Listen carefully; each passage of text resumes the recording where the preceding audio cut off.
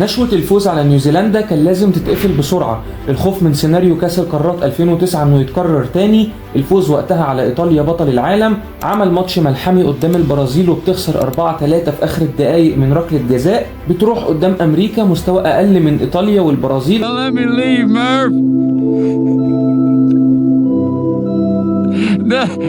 let me leave, Murph!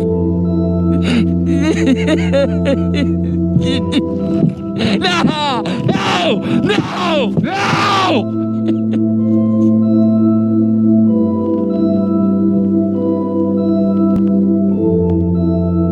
ولكن للأسف بتخسر 3-0 وبتودع البطولة بعد إنجاز كان قريب جدا إنه يتحقق. كلنا حسيناها بعد هدف نيوزيلندا الأول، شفنا ده قدام عيوننا في ماتش أمريكا، لحظة تسجيل ركنية نيوزيلندا في مرمى شوبير بعد شوط أول كارثي لمنتخب مصر بدون أي فاعلية هجومية، فاقد الشكل، بطء كبير في التمركزات واسترجاع الكرة، مع ظهور فجوة قوية في الناحية اليمين اللي بيغطيها محمد هاني ومهند لاشين. وشرحت لك في الفيديو اللي فات القصور اللي حصل من مهند في الشوط الأول وسوء التغطية، واللي اتظبطت في الشوط الثاني لما رجع مهند بشكل اشبه بمدافع ثالث مع ربيعه وياسر ابراهيم. كل ده شرحته لك في الفيديو اللي فات واللي خلى ليك حريه هجوميه الشوط الثاني. فايه المطلوب قدام ايران؟ شكله وهويته والطريقه اللي بيلعب بيها. كل ده هنتكلم فيه النهارده. لو عجبتك الحلقه وشرط تكون عجبتك، شرط اساسي، اعمل لايك واشترك في القناه عشان تساعدنا نطور ونكمل. يلا بينا نبدأ. منتخب إيران هو تاني التصنيف على مستوى قارة آسيا بعد منتخب اليابان، صعد لنهائيات كاس العالم كأول مجموعته واللي كانت بتضم أوزبكستان وقطر والإمارات وكرغستان وكوريا الشمالية. لعبوا 10 ماتشات، كسبوا 7 وتعادلوا في 2 وخسروا مباراة وحيدة قدام قطر. ومن بعد الصعود بدأ التحضير لكاس العالم على طول، واللي كان واضح جدا في مباريات التحضير هي ايه المباراة الأهم بالنسبة لهم. لعبوا 7 ماتشات تحضيرية لكاس العالم، منهم 5 ماتشات قدام فرق ومدارس أفريقية، وكانت مباراة وحيدة قدام منتخب كوستاريكا ومباراة تانية قدام منتخب أوزبكستان. والمباراة دي اللي كانت في البطولة الرباعية الودية اللي كانت بتلعبها مصر، وخسرنا وقتها من أوزبكستان 2-0 في أسوأ مباراة أدارها حسام حسن مع المنتخب لما لعبنا وقتها بمدافع وحيد كان رامي ربيعة. المهم نرجع لمنتخب إيران. 5 مدارس إفريقية لعبوا ضدهم بدءا من تنزانيا وتغلبوا عليها 2-0، بعدها الراس الأخضر في الدورة الرباعية في قطر واللي انتهت بالتعادل 0-0. وبعد إقامة القرعة في ديسمبر 2025 منتخب إيران بيلاعب في معسكر مارس اللي فات منتخب نيجيريا اللي واجه مصر مرتين الفترة الأخيرة، مرة وديا قبل بطولة الأمم ومرة في مباراة تحديد المركز الثالث لنفس البطولة. وفي المعسكر الختامي بيواجهوا منتخب جامبيا ومنتخب مالي. واضح قد ايه التركيز والاستعداد القوي والكويس لمنتخب إيران والطريقة اللي كانوا بيفكروا بيها من قبل انطلاق البطولة والمباراة اللي عينيهم كانت عليها في مجموعتنا. قال لك ننزل نحاول قدام بلجيكا، وفعلا نفذوا ده وخرجوا بتعادل سلبي، وكان باين طريقتهم وهم عايزين ايه من الماتش لما لعبوا قدام بلجيكا بطريقة 5-4-1 صريحة ومباشرة، وقدروا ينفذوا المهمة الأولى.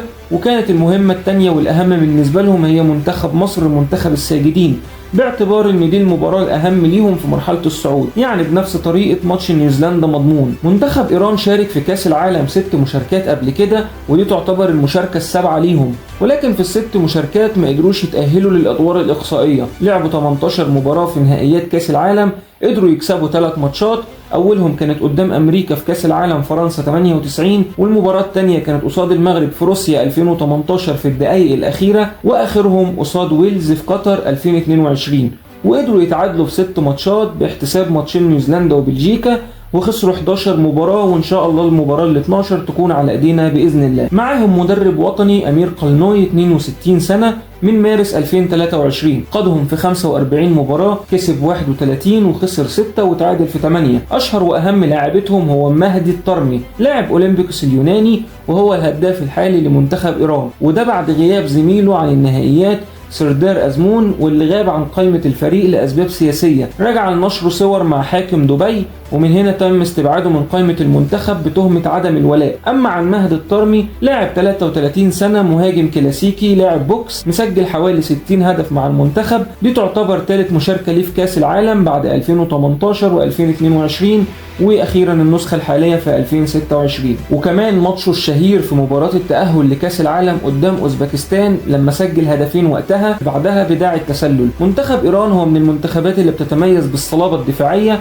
اخر 9 ماتشات لعبوهم بدايه من مراحل التحضير لكاس العالم لحد اخر مباراه استقبلوا في ال9 ماتشات 5 اهداف فقط، منهم هدفين قدام نيوزيلندا في مباراة الجولة الأولى وهدفين قصاد نيجيريا في مباراة تحضيرية في معسكر مارس اللي فات. وده ما اقدرش اقول لك عليه دليل قوي او دليل وحيد، لان لو جيت تبص مين المنتخبات الكبيرة اللي لعبتها ايران مش هتلاقي غير بلجيكا حرفيا، ويعتبر افضل ماتشاتهم، وماتش نيجيريا كمان وخسروه. اما عن باقي المنتخبات فهي كانت مستوى متوسط، وهنا بيلجأوا للتقفيل من الخلف ونتائجهم كلها سلبية، سواء بالتعادل السلبي قدام الراس الاخضر او التعادل السلبي قدام اوزبكستان. مباراة ما تقدرش تقول سهلة على الورق، بالعكس بناء على الارقام وطرق اللعب للمنتخبين اتوقع تنتهي بالتعادل السلبي او بالكتير 1-1. مجرد توقع، ولكن طبعا كل الامنيات ان منتخبنا يقدر يفوز في المباراة. ظروف الماتش جايز يبقى ليها رأي تاني ومنتخب من الاتنين ممكن يتفوق، ولكن هنا نتمنى يكون منتخب مصر.